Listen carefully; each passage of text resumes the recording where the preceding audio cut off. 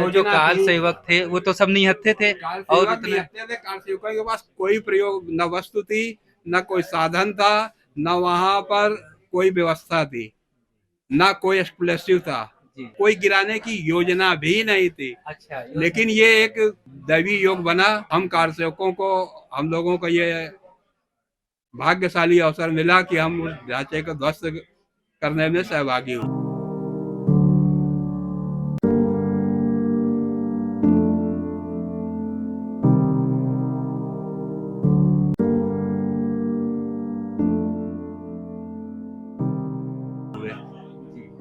किसी भी प्रकार का कोई संसाधन वहां नहीं था। एक शिलालेख लगा हुआ था उस मंदिर के मुख्य पोस्ट पे, वो फारसी में, उस पर सीता पाक लिखा हुआ था। सीता पाक लिखा सीता हुआ पाक। था। तो 8-10 जो कारसेवकों की एक टोली थी, उन्होंने पिरामिड बना के ऊपर चढ़ के उस पत्थर को सबसे पहले हटाया, और जैसे ही वो पत्थर ध्वस्त हटता है अपने स्थान से, पत्थर हटते ही अपने आप वो ढांचा एकदम जमीन में बैठ जाता है।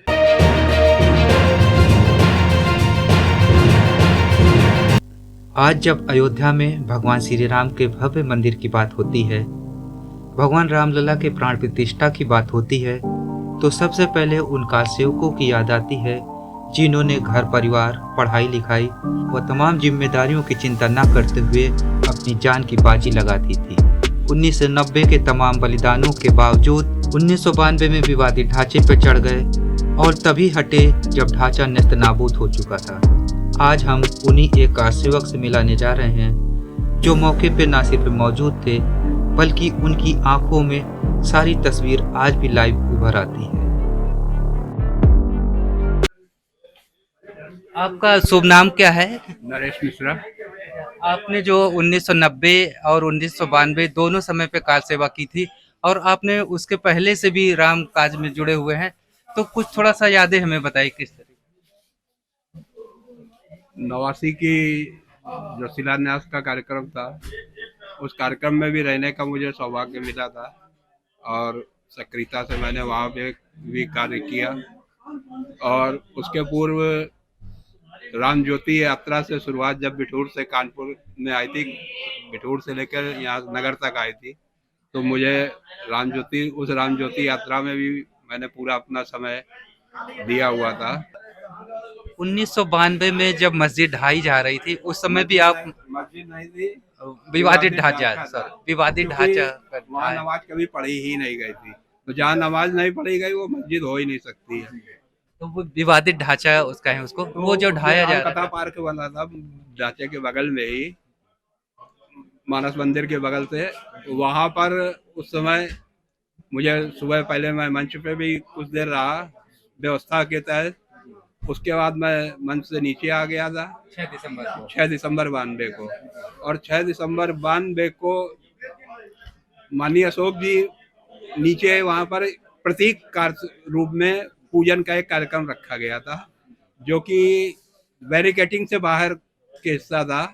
वहां प्रशासनिक एक वार्ता से तय हो गया था कि हम लोग यहाँ पे प्रतीक रूप से पूजन करेंगे। मैं भी उसी जगह मौजूद था जहाँ प्रतीक कार सेवा होनी थी, कि बालू लाके वहां पर हम लोगों को ये निर्देश थे कि प्रतीक, जो माननीय शेषाद्री जी ने उस समय प्रत्येक भाषा में सभी कार सेवकों से अनुरोध किया कि सब लोग निर्देशों का पालन करें। लेकिन वो उस दिन भगवान राम की एक कोई ऐसी जो योजना काल थी। सेवक थे वो तो सब निहत्थे थे कार और सेवक उतने निहत्थे थे, कार सेवकों के पास कोई प्रयोग न वस्तु थी, न कोई साधन था, न वहां पर कोई व्यवस्था थी, ना कोई एक्सप्लेसिव था। जी।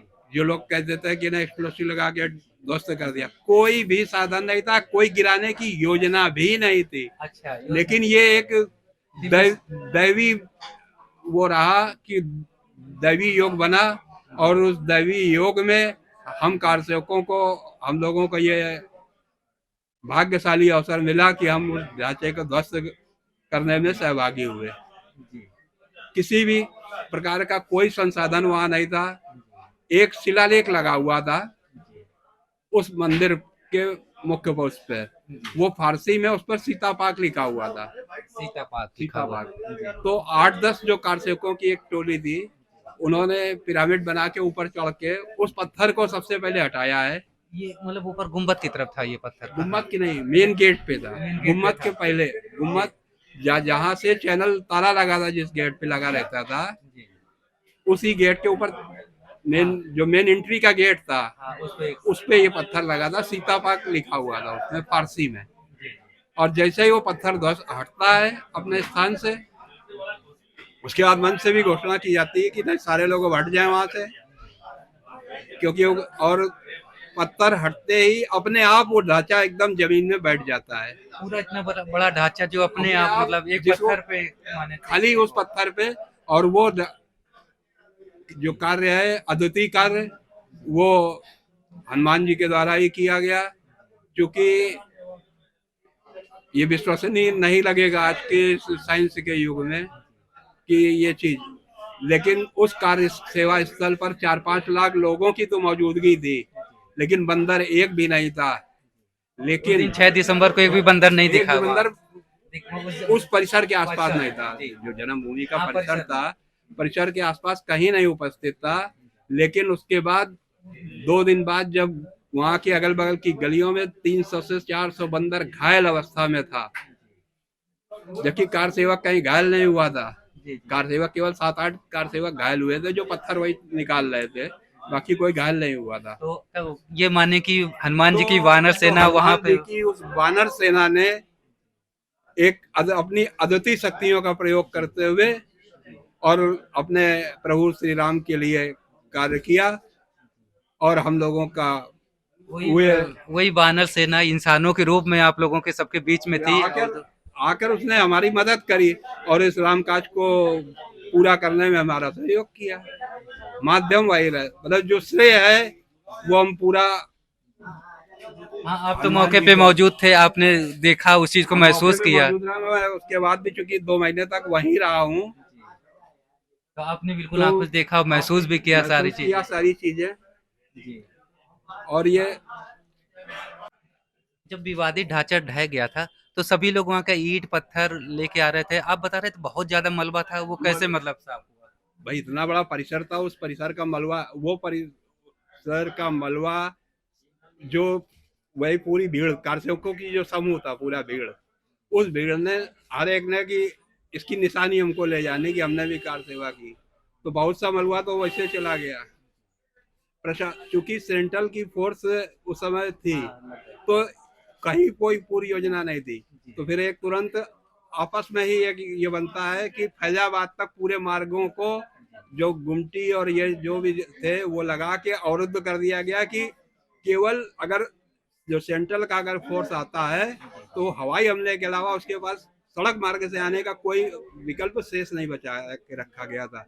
ये पूरे कार सेवकों के द्वारा ये जो भी दुकानें, गुमटी, जो भी पत्थर मिला बड़ा से बड़ा, उठा के उन्होंने सड़क पर लगा दिया कि मार्गों को अवरोध कर दिया कि अब फोर्स, सेंट्रल का जो फोर्स है, जो फैजाबाद के आगे हाँ, लगभग तैयार रोक बैठा था। नहीं रुका हुआ था, पूर्व से केंद्र सरकार के द्वारा भेजा गया था, हाँ, वो रेडी वो था जब वो मतलब थोड़ा आ ना अगर। पावे, हाँ, क्योंकि सूचना तो सब जगह हो चुकी थी कि अब ढांचा ध्वस्त हो चुका है। हाँ, तो वो आकर किसी प्रकार का बल प्रयोग ना कर रहा, और वहां पर जो लगा हुआ केंद्रीय सुरक्षा बल या पुलिस बल था, उसने स्पष्ट रूप से मना कर दिया था, अगर हमें जरूरत पड़ेगी हाँ, तो हम अपनी वर्दी उतार देंगे, लेकिन हम हाँ, गोली नहीं हाँ, चलाएंगे। 90 जैसी घटना नहीं करेंगे क्योंकि उस समय गोली चली थी उन्होंने तो। कहा कि मैं अपनी वर्दी छोड़ दूंगा, अपनी नौकरी छोड़ दूंगा, और लेकिन गोली नहीं चलाऊंगा।